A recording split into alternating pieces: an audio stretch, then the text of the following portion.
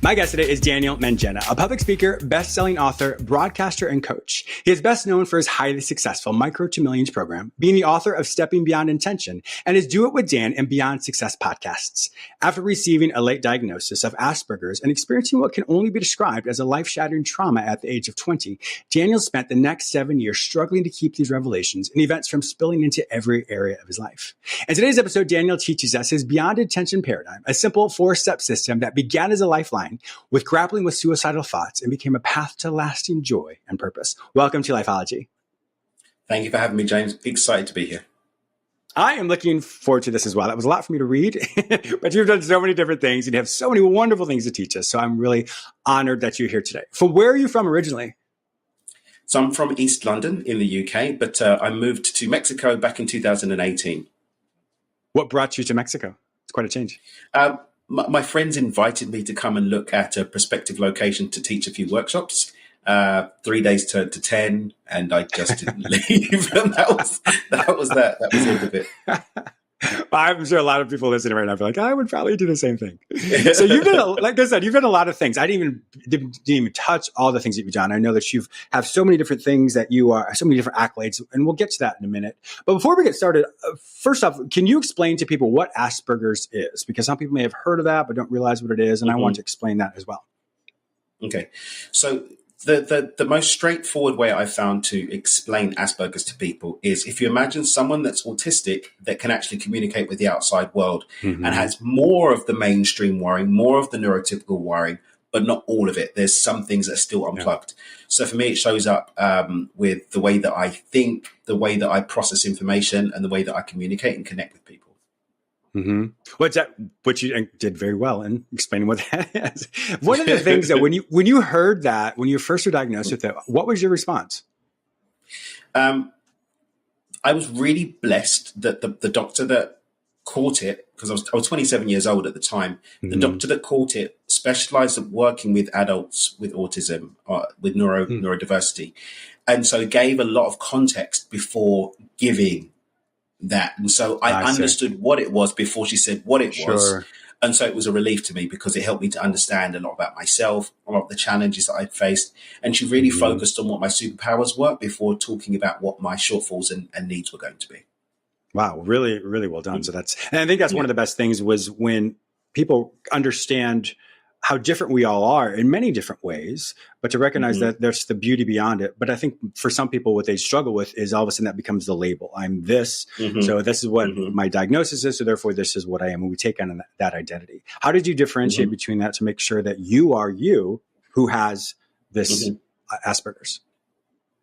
Again, I think it really came down to the support that I received from Dr. Helen. She, like I said, she really, really focused on this is what's really cool about it. And this is why I think that you're going to actually thrive because of this. This is how this diagnosis is going to help you understand what support that you need and what changes to make in order to be able to move forward positively. So she really, really focused on those strengths and the upside. And then was like, okay, so these are the areas where you might need a bit more support. This is where it's been showing up for you in a disempowering way. This is how we can address it. And we did a lot of cognitive behavioral therapy to support in creating those frameworks and structures to be able to move forward. Wow. I'm really glad that you had her. We all experience things in our life. You know, there's been really dark times in my life. There's been dark times in your life. There was some time when you really struggled and you had suicidal thoughts. You overcame them. So it's always really good to hear people who have been in the trenches, if you will, because we all have been there, but people who talk about it. And then to be able to say, this is what I did to get beyond that. Can you share with us some of the struggles you had and how you're able to find your way through that? I'm assuming it's through your paradigm as well, your Beyond Intention paradigm? Yeah, so the paradigm actually was me going back over the journey and understanding the steps I'd gone through. And then I spent a couple of years kind of refining that and applying that same model to other areas that I wanted to create in my life. And then for the past 5 years, obviously, I've been supporting people through my work. But before then, I was really focused on just sharing it with people and seeing if it actually worked. Because it's very easy to have these crazy ideas that sound really sexy and they might work for you, but they might not necessarily be applicable to other people. And when I did see that it was applicable to other people, I started to share that with others. But for me, the key thing for me was understanding that everything that we're putting into our mind is either disrupting whatever program we're running on or supporting it. And you don't even need to have any consciousness behind that disruption or support. Yeah. If it's going to disrupt it, it's going to disrupt. And if it's going to support it, it's going to support it. When we apply a level of intentionality, a level of deliberateness in what we want to create, and then ensuring that the inputs that we are receiving are supporting it and disrupting the parts of our current program that are inhibiting it, it will always naturally lead to what we want. I found that out completely accidentally because I didn't try and dig myself out of a hole, James. I actually only didn't make a suicide attempt because I was so convinced that I was such a loser that I would fail, that I was scared to try and fail. And so what I actually went off to do was go back over all of the personal development that I'd done, go over all of the reality creation, the esoteric stuff and the mystical stuff to understand how I could delusion myself and successfully pull off my suicide. But you can't spend 2 to 3 years bombarding your mind with positive content and not end up with a positive mind. And that's actually what happened to me completely accidentally. Wow. I love hearing this. So individuals who have different neurotypical aspects, and that's just people who just think differently. It's always neat to hear how that's different in the sense of sometimes other people may think, oh, I think this, so it must be true. And so when that happens, we forget that, yeah, I may think this, but I can reprogram myself. So in psychology, we have cognitive behavioral therapy, which your doctor worked with you on. And then there's a subset of that called rational emotive behavioral therapy. So that basically says what you think determines what you feel determines what you do. And in order to change all that, you have to interrupt the thought, which then changes the emotion. So there's a whole equation there. When you were at your darkest time and you realized, I don't want to attempt suicide because I'll probably fail at that. What was it that on the other side that you interrupted that thought to slightly change that? Because as we know, the slight thought change creates the emotion change, which creates the behavior. Can you think of that one thought that really stuck with you as you worked through it? This is the crazy thing, James. So all of this happened around 2008. I woke up in 2015 one day and realized I wasn't thinking about suicide anymore. I can't tell you what the point was. But I was so, again, because of the way that my brain works, which I found out years later, I became so focused on this idea of working out what had gone wrong with all this conscious creation stuff, all this quote unquote manifesting stuff, which wasn't a word that was kind of flying around at the time and has become popular since. But what was it that had gone wrong so that I can fix it? And my obsession meant that I was just so focused on that, and all of the content was matching that the thought that you're talking about happened somewhere along the way. And I kind of just drifted into it. Because I wasn't having disempowering conversations. I wasn't talking about what the Kardashians were doing or whatever. I was just focused on this. That's all I was doing. And so it kind of happened in that process. Does that make sense? Yeah, no, it totally does. And so in psychology, we also talked about the sum of the group. So the people with whom you associate, you become like them. So Daniel, if you're a positive scale of 1 to 10, if you're a positive at an 8 and I'm at a 4, we hang out, I level up to 6, you decrease to that 6 as well. So I think it's the same thing as well. You were surrounded yourself with all those positive thoughts, those thoughts of what is happening, how do I really understand that? And so you leveled up with that because you became the sum of the thoughts that you thought about.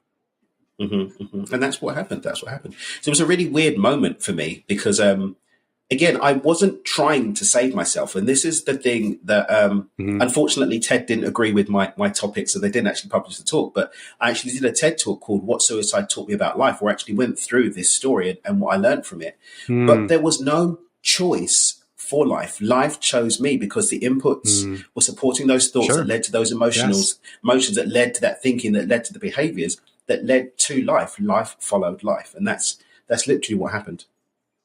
Sid, I really appreciate you sharing all that you have so far. Can we walk us through the 4 steps of your paradigm? Sure. The first step is accept. And the point that looking back, because again, all of this was like in retrospect, going through the process backwards and then seeking to apply it. There was a moment when I realized that I couldn't depend on anybody else in order to successfully commit suicide. Nobody could do it for me. And that became the seed of Beyond Intention in something I call common denominator theory. I can have 20 different situations and relationships in my life. I can go and try and exert the energy to change them all individually, or I can recognize that the common thread in all of them is me. And if I change to some degree, all of those things must change. It's the most logical place to start. So I can try and deny my responsibility to change my life.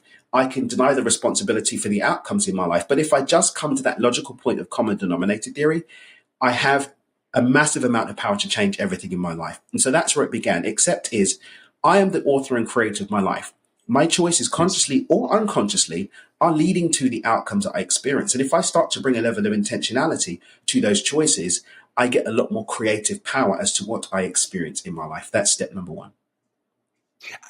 I truly, I mean, I would love, once again, I keep saying I love, but I really appreciate the practicality of this. And so, yes, the common denominator, it's very true. I think it's, one of my favorite quotes is divided waters lose force. So the more I try and put out fires in my life, that doesn't allow for me to look at, like you said, the common denominator aspect of who I am. So if I can change my outlook, then like you said, by proxy, it'll automatically change it. So like those divided waters are no longer divided because it's all the intentionality is me. And in that, I will show up differently in the world. What's the second step? The second step is clear, and clear recognizes that real change can only happen in a real place. And the only place that's real is now. And so what we do with step 2 is we actually acknowledge that if I want to make new choices, if I want to have new thoughts, if I want to have new emotional experiences, I can't do that if I'm mentally locked in the past or mentally trapped in the future. I have to be present enough to do that. So step 2 is the very practical process of letting go of the past and the future. So one of my teachers, Dr. Joe Dispenza, says that wisdom is the memory without the emotional charge. And Eckhart Tolle says a very similar thing too. I can pull the wisdom of the past without needing to carry the emotional experiences or to be trapped in the emotions of it. So it's not that I pretend things didn't happen.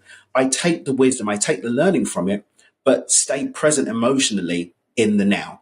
And I mean, excitement is another thing that pulls off into the future. It's not just anxiety, it's excitement. Yeah. I can be caught. I remember there's a line in The Sopranos when Tony gets up. I think Paulie was talking with someone and he said, remember when is the lowest form of conversation, and he got up and left the table, because even positive things from the past can keep us locked in a loop as well. So it's taking the beauty, taking the lessons, getting excited presently, not lost in the future and the past. And when I can do that, I can start to move into step 3.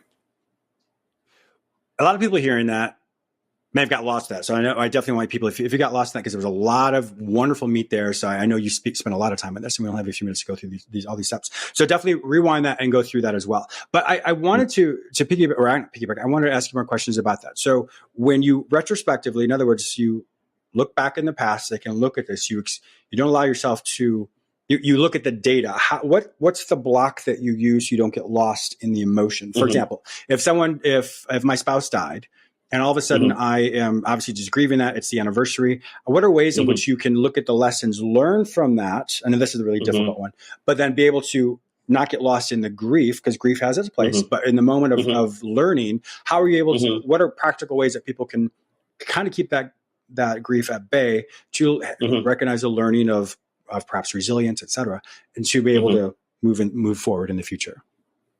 I think the most powerful thing for us to remember is that the unconscious mind moves at 10,000 to 10 million times the speed of the conscious mind. We're never going to be able to block it. And one of the things I think we get caught up in as humans is trying to control things outside of the pace of our conscious mind to control. Yeah. And so the thing I advocate is, instead of trying to block it, feel it, but allow yourself to feel it for the time that it's real, right? And so if grief comes up, grief is present now. I don't resist the moment. I feel it. I allow it to be a part of my experience. I allow that to give me the opportunity to reflect on the happy memories that I have with that person, the joyous times that we spent together, and I allow it to move through. I don't pretend that it's not happening. I don't push it away and block it. I feel it, but emotions move in waves, as you know, of no more than 60 to 90 seconds. And if I allow that grief to pass through me, it will go about its merry way, and I can continue with my life, taking the time after that wave to deliberately go into the thoughts of what can I be grateful for about the time that I had with this person, the years that we had together, the months that we had together, the happy memories that we had together, the lessons that I learned that are going to carry forward into my next relationship. But there's no blocking, there's feeling and being and allowing, but not holding on to it so that we get locked in a loop of that grief.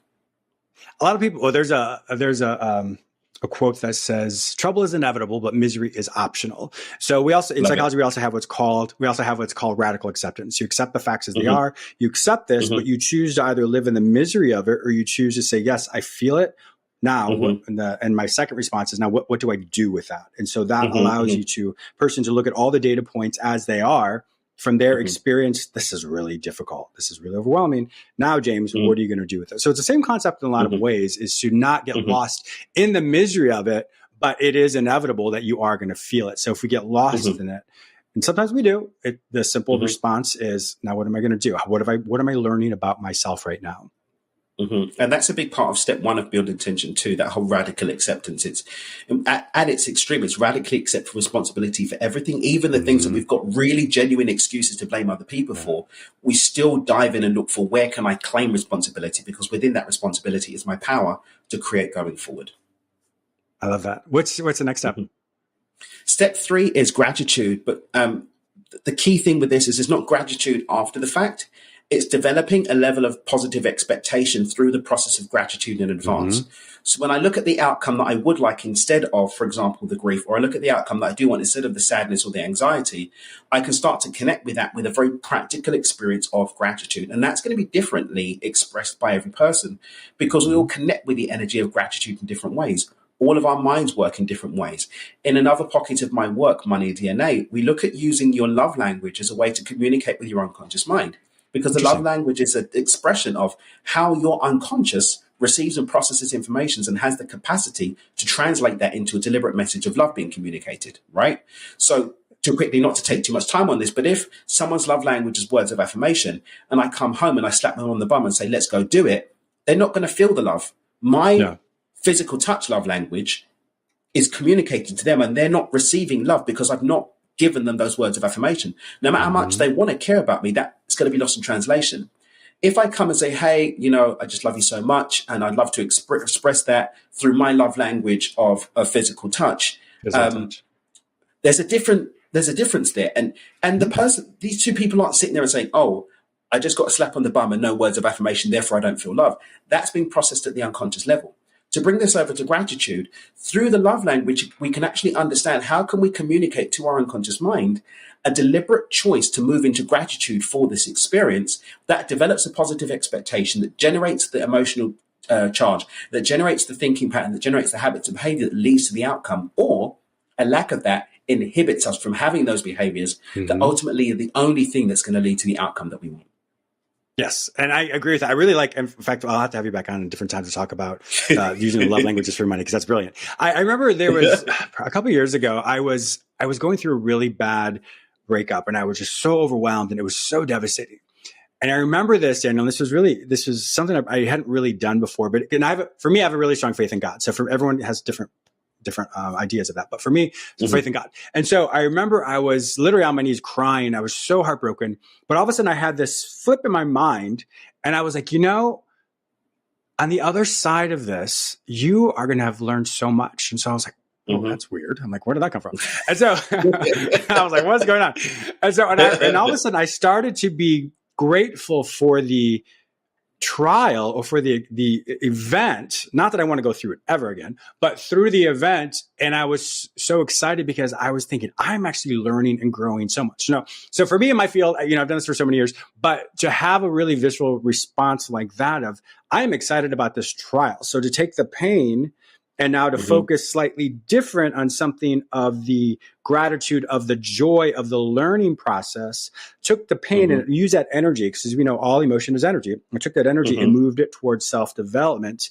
So as we know, grief has its appropriate time. But in that moment, if you can move it to that aspect of, I'm learning so much right now and I want to change, I want to be whatever. And so in that, the excitement of the trial allowed for me to process things in such a rapid way that it moved me into a place of, now pretty much every time I go through something, which once again, I don't want to go through anything, but when I do, I can flip it to say, I'm grateful for this trial because I know I'm going to learn so much on the other side. And as we know, things usually get to the other side much more quickly than we think, because as we know, we emotionally forecast. Emotional forecasting is taking your snapshot of the pain you're in and saying that's how it's going to be forever. And so to be able to say, I'm almost on the other side, change that expression to gratitude, like you said, and all of a sudden you'll find you can quickly level up. Exactly. And there's a whole pocket of the work that I do at my Alchemy of Abundance event about that exact thing, using the energy of grief, using the energy of fear, using the energy of upset, and using it. I got told there's an NLP term called emotion anchoring or something like that. We actually flip it. There's a process we take people through where we go into the depth of the experience and we flip it and use that to push into what we want to create. It's a really cool process. Yes. Yeah, because it's a form of, since it is energy, it's learning how to use it almost like a battery to launch you into a different way, which is exactly. We have about 2 more minutes. What is the next step? Yeah. The last step. The last step is listen. And this one's really easy. It's remembering you're human. You're never going to get it right every day. You're not going to be on point every day. You're not going to be happy every day. You're not going to be sad every day either. But if I think and feel with awareness, I can see when I'm off target. I can see when I'm off the path, and I can take that time through thinking and feeling with awareness to go back to step 1, to claim our responsibility, to go to step 2, to get back into the present moment, to go to step 3 and start to connect with what I want, and then listen in again, feel when I'm off course, because I will come off course, and then bring myself back on course. Wow. There was, once again, my viewers and listeners, there was so much information here that Daniel talked about. So this better be one of your favorite episodes, because we definitely want to have you guys listen to it over and over again. Daniel, it's been an absolute pleasure having you on my show today. If my viewers and listeners want to find out more information about you, to learn more about you, to learn all the things you've done, to understand more about the Beyond Intensive Paradigm and all the other systems you have in place, where do they find all this information online? Dreamwithdan.com is the best place to go. There's a free resources page which will give them some more material around Beyond Intention. There's also my book, Stepping Beyond Intention. But dreamwithdan.com, you can find everything on the website. And your podcast as well, then? Yeah, everything is on the website. Social media links, podcast, my blog, everything's there. Wonderful. My viewers and listeners also know if they can't find this information any other place, simply go to the show notes at jamesmillerlifeology.com, and I'll link you with Daniel Mangena. Thank you so much for being a fantastic guest on my show today. Thank you.